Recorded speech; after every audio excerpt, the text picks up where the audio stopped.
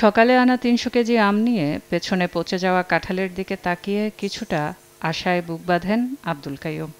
কদিন আগে পাশের দোকানে আনা কাঁঠালের জন্য ক্রেতা না পাওয়ায় ক্ষতিটা গুনতে দেখেছেন তিনি। রাজধানীর কড়াইল বস্তিতে ৮০,০০০ মানুষের বসবাস।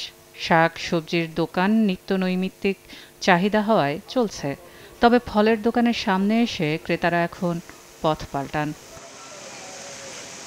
পাশের দোকানের মানিক মিয়ার ছোট্ট সংসারের ভবিষ্যৎ যেন কড়াইল বস্তির বাইরে পা বাড়ায় না। ছেলেটিকে শিক্ষিত করতে পারলে তবেই হয়তো সম্ভব ছিল, তবে এই বস্তির বেশিরভাগ মানুষের নিয়তি নির্ধারিত পূর্বসূরির ধারায়। ভাবনা তো আসলেও তো তো ভাবনার লাগা যে নিমু এই ইনকামটা তো পারতেছে না। মানিক মিয়ার অভিজ্ঞতায় এই বস্তিতে প্রাইমারি স্কুলের গণ্ডি পেরোনারাও যোগ্যতা অনুযায়ী কাজ পাননি। সক্ষমতা কাজে না লাগানোর এই পরিস্থিতি পুঁথিবিদ্যার সহজ ভাষায় শ্রমশক্তির অপচয়। এই পরিস্থিতি বুঝুন না, একদিন দিন মজুরি কাজ করলাম, পরে 2 দিন বয়ে যাবে।